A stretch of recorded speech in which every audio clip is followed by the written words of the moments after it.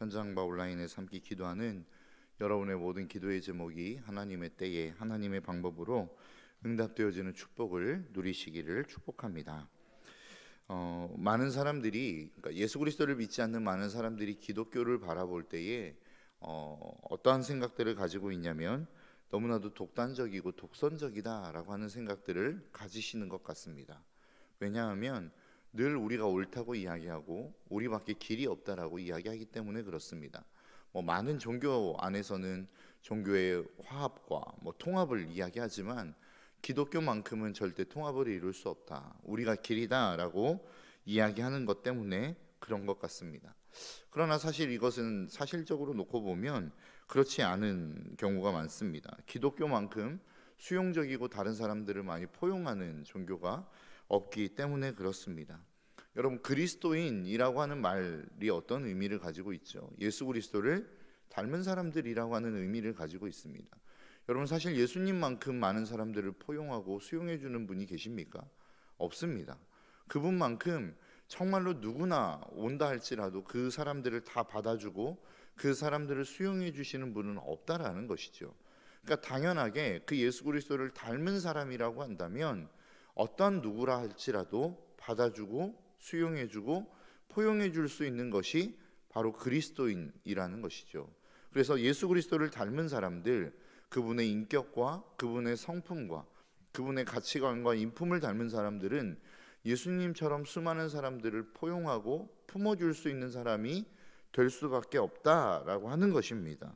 그렇기 때문에 그리스도인들이 너무나도 독단적이다, 독선적이다라고 하는 이야기는 사실적으로 놓고 보면 옳지 않은 이야기입니다. 여러분, 사도 바울만 봐도 알 수 있습니다.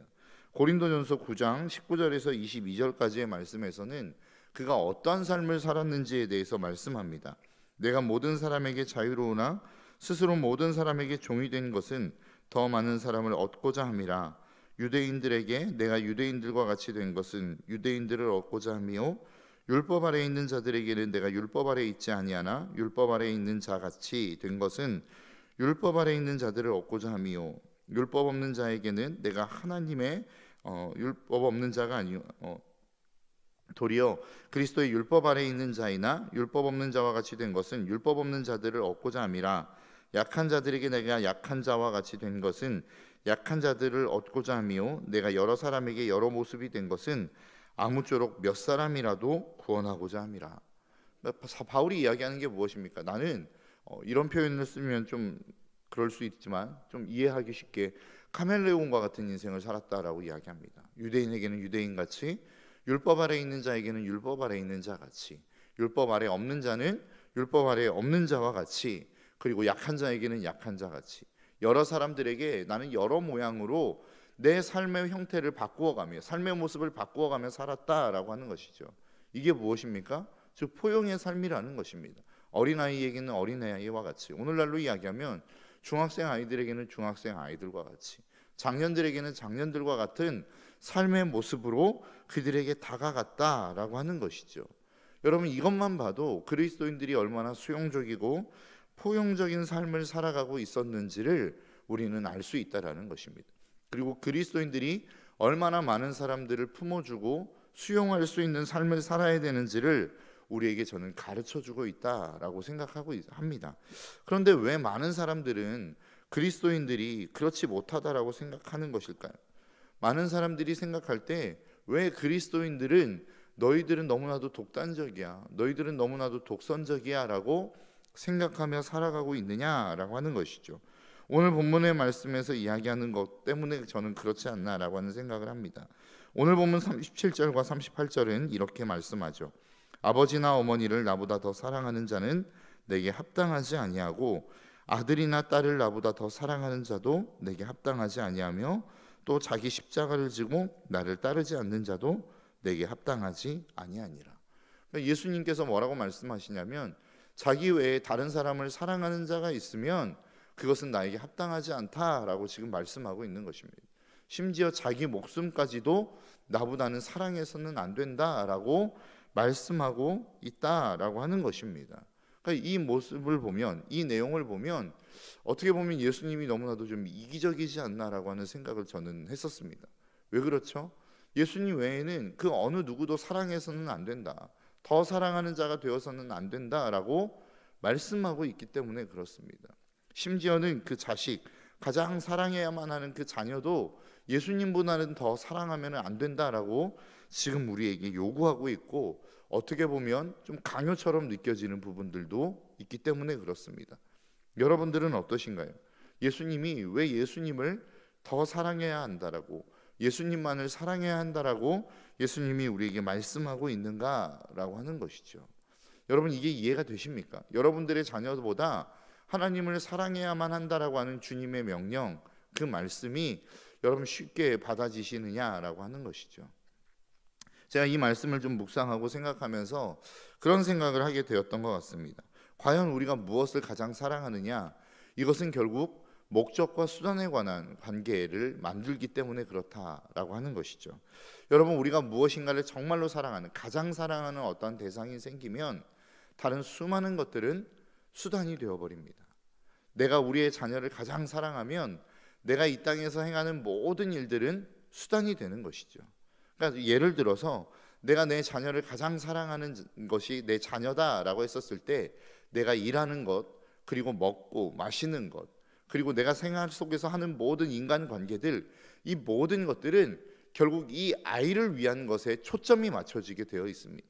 내가 일해서 돈을 버는 것도 이 아이를 잘 키우기 위한 것이고, 내가 다른 사람들과 좋은 관계를 맺는 것도 이 아이에게 도움이 되기 위한 것이 되는 것이죠.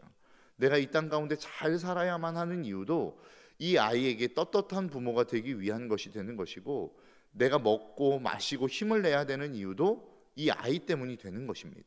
그러니까 내가 가장 사랑하는 어떠한 대상이 생기면 그 나머지의 모든 것들은 수단으로 전락해 버립니다. 그러니까 예수님이 우리를 향하여, 야, 너는 너보다 나를 더 사랑해야 돼. 네 자녀들보다 나를 더 사랑해야 돼.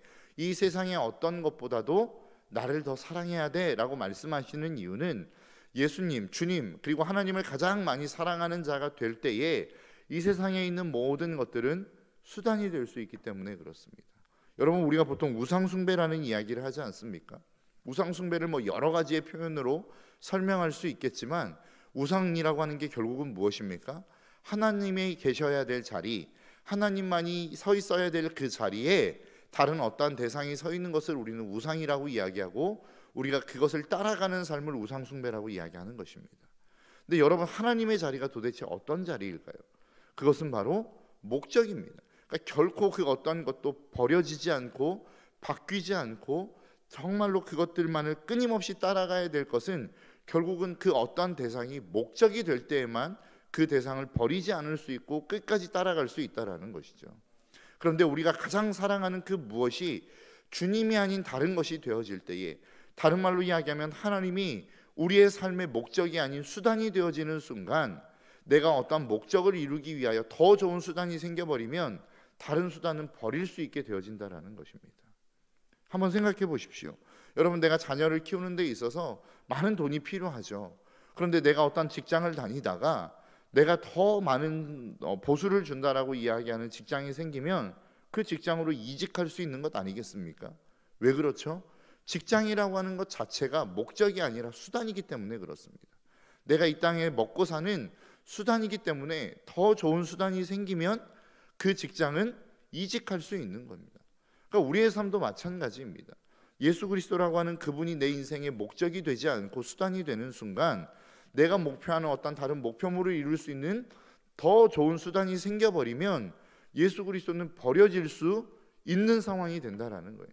그러니까 예수 그리스도를 우리가 버리지 않고 끝까지 그분을 섬기며 나아갈 수 있는 방법이 무엇이냐? 그것은 바로 우리의 삶에 그분이 수단이 아니라 목적이 되는 순간 우리는 영원토록 그분을 섬길 수 있게 되어지기 때문에 그렇습니다. 사랑이라고 하는 것은 그러한 것입니다. 내가 가장 사랑하는 대상은 언제나 늘 목적이 되어지게 되어 있습니다. 그리고 그 나머지의 모든 것들은 수단이 되는 것이죠. 그래서 내가 예수 그리스도를 사랑하는 순간 그분을 우리는 버리지 않을 수 있는 조건을 만들어내게 되어지는 것이죠. 그렇다고 해서 우리가 주님을 사랑한다고 해서 다른 어떠한 자녀들이나 대상들을 사랑하지 않느냐? 그렇지 않습니다. 그분을 사랑하게 되어지는 순간, 그분이 우리의 삶의 목적이 되는 순간, 그분이 우리에게 명령하시는 모든 명령들, 하나님을 사랑하고 이웃을 사랑하라 말씀하시는 그 하나님의 명령이 우리 가운데 이루어지게 되어지니까 그 하나님을 사랑하는 순간 우리는 모든 것들을, 모든 사람들을 사랑할 수 있는 상황이 되어지게 된다라는 것입니다. 그렇기 때문에 하나님은 우리에게 하나님을 사랑할 것을 말씀하고 있고 그것을 명령하고 있다라고 하는 것입니다. 하나님이 무엇인가 굉장히 이기적이고 자기만 아는 하나님이기 때문에 우리에게 하나님만을 사랑하라고 말씀하시거나 강요하는 게 아니라는 것입니다. 우리의 믿음, 우리의 생명, 우리가 나아갈 수 있는 구원의 길을 하나님이 열어주시기 위해서 하나님은 우리에게 하나님을 사랑할 것을 우리에게 말씀하고 있다라고 하는 것이죠. 그래서 그리스도인에게 있어서 정말로 타협하지 말아야 될 것이 있습니다. 받아들이지 말아야 될 것이 있습니다. 그게 바로 종교 통합주의입니다. 야, 뭐 어디는 무엇을 섬기면 뭐가 문제야? 어떤 것을 섬기든 뭐가 문제가 돼? 그냥 뭐 어떤 신이 되었든 우리에게 복 준다라고 하는 신을 섬기면 되는 것이지. 아니요, 그렇지 않습니다. 여러분, 우리의 인생에 있어서 구원의 길은 오직 예수 그리스도 한 분뿐입니다. 여러분, 왜 우리가 예수 그리스도를 섬깁니까? 왜 그분을 따라가야만 합니까?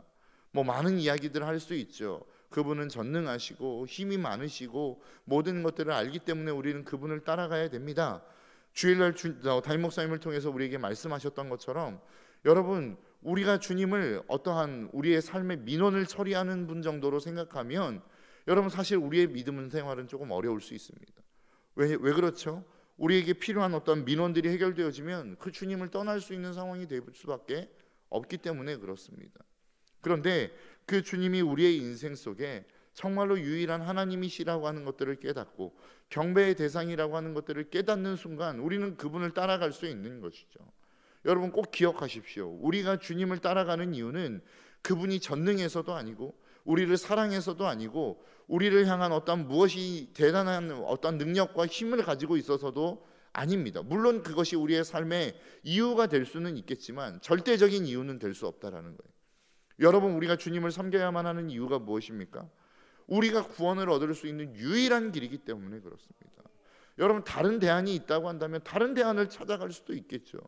우리에게 다른 대안이 있다고 한다면 여러분, 사실 그분이 조금 능력이 떨어진다고 하더라도 우리에게 구원을 줄 수 있는 다른 신이 있다고 한다면 그 신을 붙잡아도 되지 않겠습니까? 여러분, 우리는 많은 것들을 비교하죠. 가성비라는 이야기를 합니다. 주님은 우리에게 무엇을 요구합니까? 우리의 모든 것들을 다 내놓고 주님을 따르라고 이야기합니다. 오늘 본문에서 이야기하는 것처럼 자기 십자가를 지고 나를 따르지 않는 자도 주님에게 합당치 않대요. 내가 져야 될 십자가를 지고 주님을 따르라고 이야기하시는 것입니다. 여러분, 오늘날 젊은이들에게 물어보면 돈 많이 주는 데가 있고 돈 많이 주면서 네 생활이 없는 직장 생활이 있고 돈을 조금 적게 주지만 너의 어떠한 일정한 생활, 사생활이 보장되어져 있는 기업이 있다라고 여러분 가정해 놓고 이 두 가지를 비교해 놓을 때 어떤 기업을 선택하겠냐라고 이야기하고 물어보면 오늘날의 젊은이들은 무엇을 선택하는 줄 아십니까?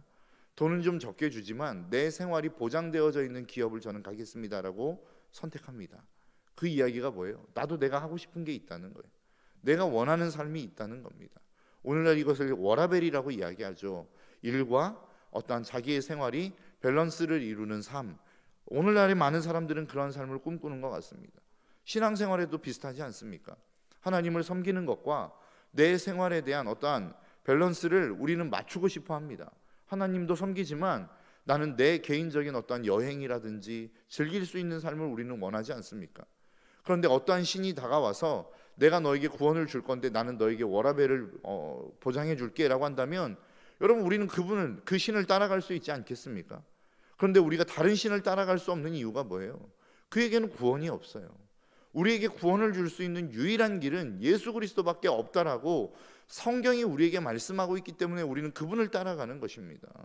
그래서 우리는 꼭 기억해야만 합니다. 왜 우리가 주님을 섬겨야만 하는가? 왜 그분을 따라가야만 하는가? 그분이 유일한 길이기 때문입니다. 유일한 방법이기 때문에 그렇습니다. 그래서 우리는 이것들을 잊지 말아야 된다라고 하는 것이. 그래서 우리 그리스도인들에게 있어서 정말로 절대 타협하지 말아야 될 것, 그것은 복음입니다. 주님 외에는 다른 길이 없다, 다른 방법이 없다, 다른 구원의 길이 없다라고 하는 이 복음만큼은 우리가 절대 타협해서는 안 된다라는 거예요. 그러면 그 나머지는 어떻습니까? 나머지는 모든 것들을 수용할 수 있어야 됩니다. 그러니까 하나님께서 우리에게 주신 예수 그리스도만이 유일한 길이다라고 하는 이것 외에는 우리가 모든 것들을 수용할 수 있고 모든 것들을 받아들일 수 있습니다. 왜 그렇죠? 그것은 수단에 불과하기 때문에 그렇습니다. 하나님을 전할 수 있는 수단에 불과하기 때문에 사도 바울도 이야기하는 게 그거 아닙니까? 유대인에게는 유대인에게처럼, 율법 아래 있는 자에게는 율법 아래 있는 자에게처럼, 약한 자에게는 약한 자에게처럼, 다만 많은 사람들에게는 많은 모양으로 내가 다가가는 이유는 그게 수단에 불과하기 때문에 나는 그것을 수용한다는 거예요. 그러나 내가 절대 포기할 수 없는 것, 예수 그리스도 십자가 외에는 구원의 길이 없다라고 하는 것은 나는 절대 양보할 수 없다라는 것이죠. 이게 그리스도인의 삶이 되어야 된다라는 거예요. 근데 아까 앞으로 돌아가서 처음 가장 서두에 여러분들에게 말씀드렸던 것처럼 오늘날 믿지 않는 사람들이 그리스도인을 향하여 왜 독단적이고 독선적이라고 이야기하는가라고 하는 겁니다. 저는 이것이 뒤바뀌어지지 않았나라고 하는 생각을 합니다. 우리가 복음에 대해서는 너무나도 쉽게 타협해버립니다. 너무나도 복음이 아닌 것들을 수용해버립니다. 뭐 괜찮지 뭐. 내가 뭐 잠깐 피곤해서 예배 못 드리는 것, 내가 하나님께로 더 가까이 나아가지 못하는 것, 뭐 그 정도 하나님도 봐주시지 않겠어.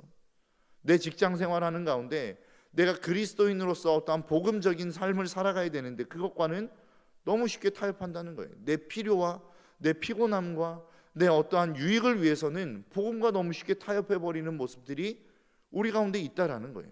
그런데 그와 반면에 우리가 정말로 수용할 수 있는 것들, 어떠한 수단적인 것들, 방법적인 것들, 나와 다른 어떠한 사람들을 받아들이는 부분들에 있어서는 너무나도 독단적이고 독선적인 모습을 가지고 있지 않더냐라고 하는 겁니다. 너 그리스도인 아니잖아. 너 교회 안 나오잖아. 너 기도 안 하잖아. 뭐 이런 모습으로는 우리가 너무나도 쉽게 타협하는, 너무나도 그것들을 받아들이지 못하고 너무나도 독선적인 모습으로 이 땅을 살아가는 게 아닌가라고 하는 생각을 해봅니다. 여러분, 우리가 정말로 오늘 본문을 통하여 하나님이 우리에게 말씀하시는 내가 정말로 수용해야 될 것과 수용하지 말아야 될 것, 지켜야 될 것과 그것들을 지키지 않아도 되는 것들, 이것들이 무엇인지를 우리의 인생 가운데 잘 분별하며 나아갈 수 있는 저와 여러분들의 삶이 될 수 있기를 주님의 이름으로 축복합니다. 정말로 우리는 복음과 절대 타협해서는 안 됩니다. 예수 그리스도가 이 땅의 유일한 길임을 우리는 그 어떤 것과도 타협해서는 안 된다라는 거예요. 이게 그리스도인의 삶입니다. 그러나 반대로 넘어가서 그것을 전할 수 있는 수단들, 정말로 그것을 향하여 나아갈 수 있는 수단들, 그게 우리가 술자리를 가야 되는 일이라고 한다면 여러분 가십시오. 술자리에 가서 앉아있는 게 뭐가 그렇게 문제가 됩니까? 다른 사람들이 술 마실 때 그들의 뒤치다거리를 다 해주십시오. 술 마시지 않고 그 자리를 버텨내면 되지 않겠습니까? 그것들을 잘 버티면서 그들이 필요로 하는 뒤치다거리를 해주시라고요. 그럼 그것을 통해서 우리에게 사랑이 증거되어지는 것 아니겠습니까? 여러분, 아이들이 정말로 어떠한 일탈행위를 향하여 나아가는 뭐 죄가 아니라고 이야기하는 부분들에 있어서 여러분 그것들을 받아들여 주십시오. 그게 뭐가 그렇게 문제가 되어집니까?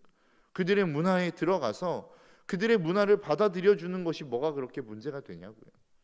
그게 죄가 아닌 이상 그것들을 수용할 수 있는 부분들은 수용해 주는 거에 뭐가 문제가 됩니까? 그런데 우리는 너무나도 그 부분들에 있어서, 문화에 있어서 그 문화 안으로 들어가려고 하지 않습니다. 그러면서 우리는 자꾸만 교회 안에 머물러 있으면서 야, 이쪽으로 와. 너희들이 오면 되지. 여러분, 주님이 하나님 나라에 계시면서 야, 너희들이 오면 되지. 너희들이 나에게 다가와 라고 했다면 절대 우리는 구원을 얻을 수 없었을 것입니다. 주님이 했던 일이 무엇입니까? 육신을 입고 이 더럽고 악한 땅에 오셨어요. 그리고 이 땅을 살아내면서 그곳에서 하나님의 나라가 무엇인지를 삶으로 보여주셨단 말이죠. 우리의 삶도 마찬가지라는 겁니다. 그들이 거하는 삶 속으로 나아가시라는 거예요. 그들의 문화 속으로 들어가시라는 거예요. 그러나 그들과 동화되지 말고 그 안에서 믿음의 삶을 지켜내시라는 겁니다. 타협하지 말아야 될 복음을 지키시라는 거예요. 그러면 그 악했던 땅들이 여러분들로 말미암아 돌아오지 않겠습니까? 그 더러웠던 땅들이 여러분들의 거룩함을 보고 돌아오지 않겠습니까? 우리의 삶이 그러한 삶이 좀 되었으면 좋겠습니다. 나는 복음을 가지고 있으니까 악한 땅으로 갈 수 없어. 아니요, 그렇지 않아요.